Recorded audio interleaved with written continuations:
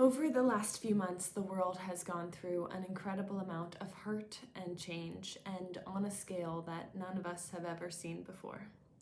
I've been doing a lot of personal work and personal reflection, reflecting on my own life and my own privilege, and listening a lot, reading a lot, and doing everything that I actively, consciously can to be anti-racist. Everything that I had kind of banked from filming the past few months just didn't feel right for the moment. And as I was thinking a lot about what we're doing with Kode With Klossy, I believe so deeply in my heart that what we're doing really is a part of important positive change for the future. We have so many amazing young women who are walking that walk, using these skills and this education that they've learned with us, but continue to build on to build the change and the future that they want to live in, and they're actively doing it. And it made me think about how I first met all of these incredible young coders and how this all came to be in the first place.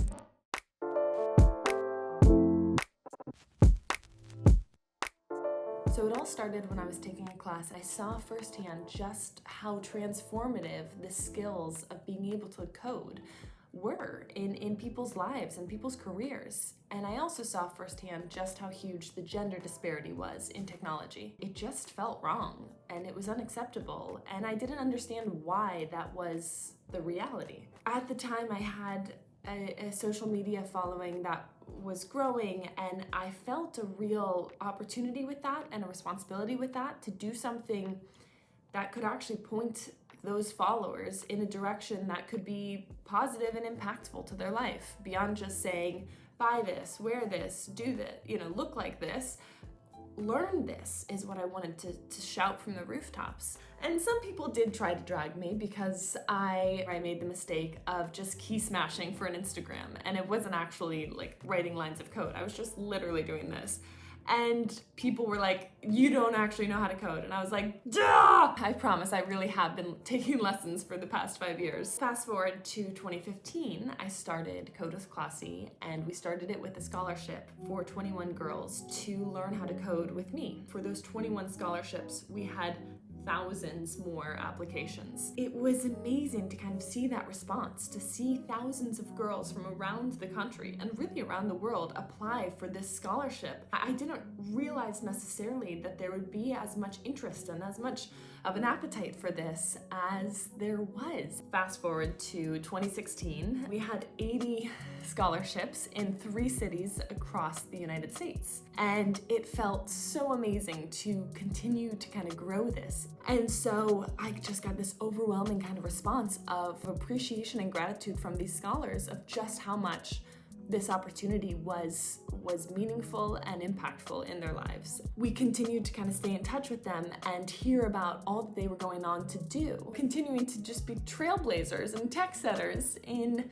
their lives and in their communities. And it just made me so proud and further kind of fueled this excitement around scaling not only the breadth but the depth of kind of how we can reach these young women. You can now find Kode With Klossy in most major cities across the country, and we have had thousands of scholars pass through the program. It's just so unbelievable. These young women are so young but recognize how powerful they can be in their communities and in these conversations that they are engaged in. And it's just so unbelievable to watch what they go on to do.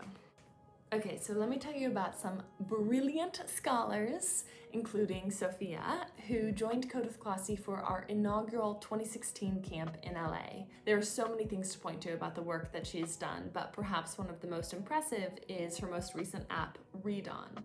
It's this incredible AI chatbot that provides confidential advice to victims of assault. It recently won Apple's Swift Student Challenge, and she got a shout out from the one and only Tim Cook. Sophia is so bright, is so passionate, and is such a great leader within the community of Kode With Klossy.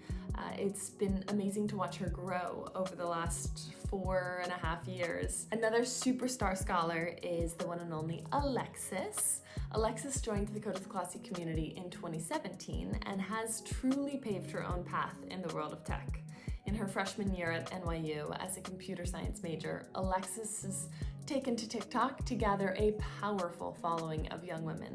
I've been coding pretty tirelessly every day, my website, pvresources.com. It's an education tool and resource I've been using to compile information to fight police brutality and white supremacy. She's so outspoken and strong and wise beyond her years, and is also a really great leader, and I'm so proud of her. Another brilliant scholar is the beautiful Brianna, who was also an OG Kode With Klossy scholar and who has done what we love our scholars to do is when they take these newfound superpowers of learning how to code and pair them with their passions and empower the kind of positive change that they want to see in the world. Brianna has meshed technology, body positivity, and writing to create her own magazine called Pretty Smart that works to inspire everyone to see themselves as bold, beautiful, and brilliant. Her magazine has been around for 4 years now and continues to push out the most engaging content and is one of my own personal favorite reads. Like Brianna, Chloe has also taken a few of the things that she loves most and run with them. While she's studying media, culture, and communications at NYU, she also works as the editor-in-chief of Kiki magazine, which she founded in 2017. It's now grown to house over 300 articles and is run by a team of 15 contributors, artists, writers, and editors. Fun fact, Chloe is also a photographer, and we did a shoot earlier this year. Okay, so what we're doing now. Due to COVID-19, we had to change our plans a little bit, and we had the opportunity to open camps virtually this year. And I have to admit, I was a little worried about how all of these brilliant, passionate young minds were gonna bond and connect while being virtual and not in person. But honestly, it sort of feels like one big summer-long sleepover.